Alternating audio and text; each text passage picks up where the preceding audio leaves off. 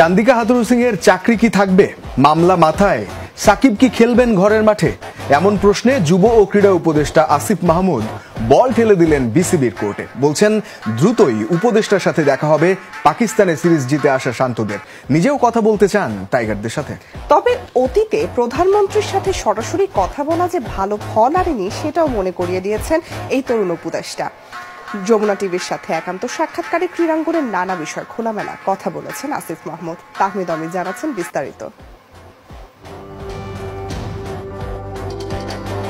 পাকিস্তানের বিপক্ষে সিরিজ জয় প্রত্যেকটা টাইগার ভক্তরই কাছে বিশেষ কিছু। ঐতিহাসিক সিরিজ জয়ের দিনে নাজমুল শান্তদের শুভেচ্ছা জানাতে বলেননি প্রধান উপদেষ্টা। দেখা করার ইচ্ছের কথাও জানিয়েছিলেন ডক্টর মোহাম্মদ ইউনূস। দেশে ফেরার পর এখন ক্রিকেটাররা অপেক্ষায় আছেন সেই বৈঠকের। ক্রিকেট টিমের দেখা করা নিয়ে একটা ডেট ফিক্স করা নিয়ে কথা হচ্ছে। খুব দ্রুতই আমরা সবাই ক্রিকেট টিমের সাথে দেখা করতে পারবো। আপনি মাঠে যাবেন কেন দেখতে? ক্রিকেট টিম মনে হয় এখন ছুটিতে আছে। এখন প্র্যাকটিস শুরু হয়ে গেছে। হ্যাঁ, প্র্যাকটিস শুরু হলে অবশ্যই আমি দেখা করতে যাব। আমার আগ্রহ আছে, ওনাদের যে পাকিস্তানের যে এক্সপিরিয়েন্স অবশ্যই শুনতে চাইবো। তবে এখানে একটু বাড়তি সতর্ক আসিফ মাহমুদ। অতীতে প্রধানমন্ত্রীর সাথে সরাসরি কত বিষয়ই না কথা বলতেন সাকিব মাশরাফিরা। তামিমের অবসর নিয়ে তো সরাসরি হস্তক্ষেপের উদাহরণও আছে। তাই তো চেইন অফ কমান্ড মানার পক্ষে ক্রীড়া উপদেষ্টা। কথা বলার অধিকার থাকা উচিত, সেটা গত 16 বছরে ছিল না ঠিক, কিন্তু একই সাথে আমরা দেখেছি যে ক্রিকেটাররা সরাসরি প্রধানমন্ত্রীর সাথে কথা বলছেন এবং প্রধানমন্ত্রী ক্রিকেটে টিমে কি হবে সেটা সিদ্ধান্ত নিয়ে দিচ্ছেন।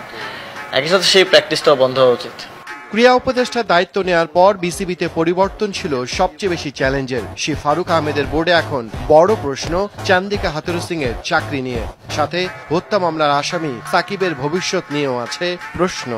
এই সিদ্ধান্তটা অবশ্যই বিসিবি নেবে। বিসিবি যদি আমার থেকে কোনো পরামর্শ চায় আমি সে বিষয়ে পরামর্শ দিতে পারি, কিন্তু পাবলিকলি ওপিনিয়ন দেওয়াটা ঠিক হবে না। সাকিবকে নিয়ে একটা যদি আমরা ভারত সিরিজে খেলতে যাচ্ছি, সাকিবও খেলতে যাবে আমরা জানি বলেছেন, কিন্তু এরপরে আবার একটা সিরিজ আছে, দেশের মধ্যে তার মামলা চলছে। এই বিষয়গুলো নিয়ে আপনারা কিছু ভেবেছেন বা বোর্ডের সাথে কথা বলার জন্য? এই বিষয়টা নিয়ে বোর্ডের সাথে আমার সেভাবে কথা হয়নি, তাই এখন এই বিষয়ে কোনো মন্তব্য করতে চাচ্ছি না। অতীতে মন্ত্রীরা আগ বাড়িয়ে বলতেন সব বিষয়, সেখানে ক্রীড়া উপদেষ্টার এমন উত্তরই বলে দেয় টেস্ট ক্রিকেটের মতো বল কিভাবে ছাড়তে হয় তা ভালোই জানা আসিফ মাহমুদের। তাহমিদ, যমুনা স্পোর্টস, ঢাকা।